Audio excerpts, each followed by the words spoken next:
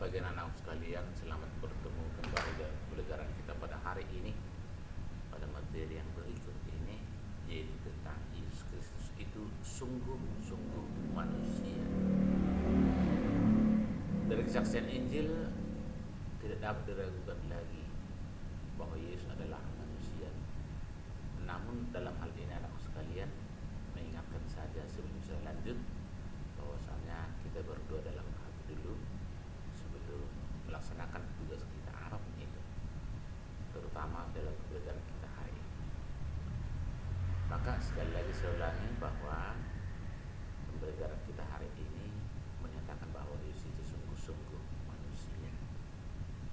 Maka dari kesaksian itu bahwa Yesus itu adalah manusia karena ia dilahirkan di Bethlehem pada pemerintahan Kaisar Agustus oleh seorang darah manusia, artinya dia berasal dari seorang manusia, yaitu Maria. Dia dibesarkan di Nazaret, daerah Galilea. Pekerjaannya sebagai tukang kayu, sama seperti ayahnya Yusuf. Yesus belajar perjanjian lama di sinagoga. Artinya sinagoga ini sama seperti tempat beribadah pada zaman dahulu. Lalu pada umur sekitar 30 tahun, ia memberi diri dibaptis oleh Yohanes Pembaptis di Sungai Yordan. Artinya, itu adalah salah satu ungkapan yang menyatakan solidaritasnya bersama dengan manusia, terutama manusia yang lemah, manusia yang berdosa dan tertindas. Lalu kemanusiaan yang lain adalah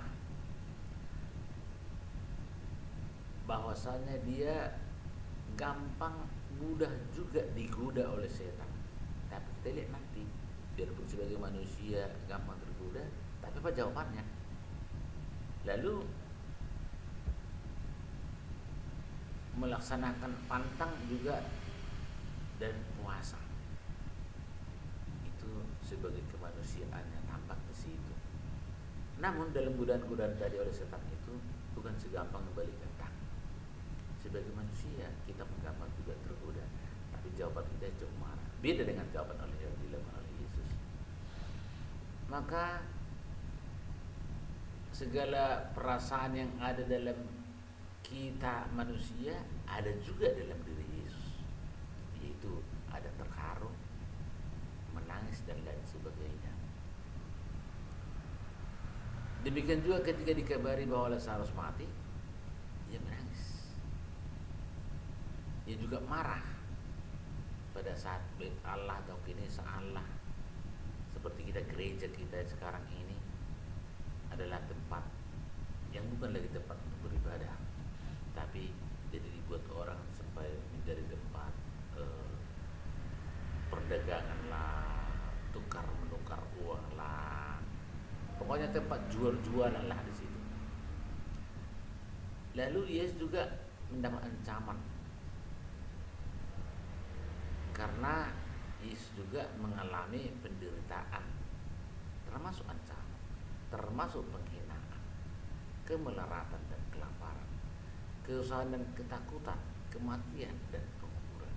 Yesus ini sungguh-sungguh merasakan semua peristiwa seperti itu, seperti yang dialami oleh manusia itu. Yesus juga mengalami suka duka yang dirasakan oleh manusia, melalui kata-kata serta perbuatan yang dipahami manusia.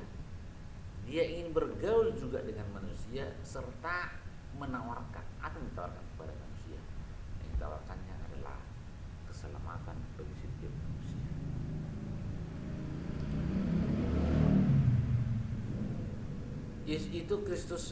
Yesus Kristus itu adalah sungguh-sungguh Allah. Kita lihat nanti banyak sekali di situ, perlu anak-anak sekalian yang perlu kalian lihat di kitab suci, sejauh mana dia dikatakan sungguh-sungguh Allah, sejauh mana tadi dikatakan sungguh-sungguh manusia.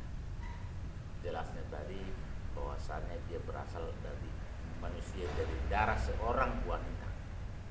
Sekarang sungguh-sungguh Allah. Dari seluruh proses kehidupan Yesus membuktikan bahwa Yesus itu sungguh-sungguh seorang manusia. namun kemanusiaan yang dinaungi oleh kekuasaan yang ilahinya. Itu perlu kita pahami. Kemanusiaan Yesus itu dinaungi oleh kekuasaan ilahi. Ketika Yesus hidup, banyak orang tidak percaya bahwa Yesus adalah putra Allah, karena Yesus adalah anak Yusuf dan Maria, orang Nazaret. Nubuat Allah tentang kelahiran Yesus adalah berkat Roh Kudus. Nanti lihat di Lukas 1.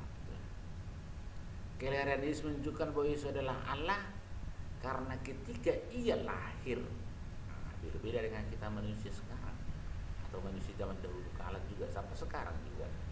Ketika Yesus lahir,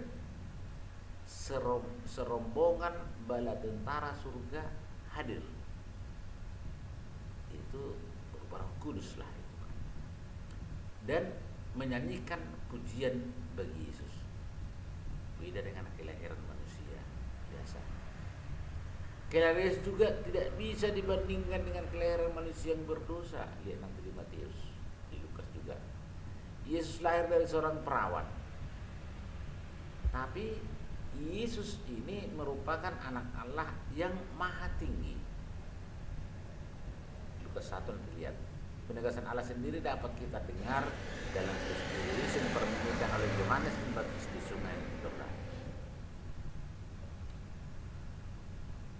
Lalu di Sungai Yordan tampak di situ ditekankan bahwa berubah burung merpati hingga di atasnya mengatakan bahwa inilah putraku yang terkasih, dengarkanlah dia.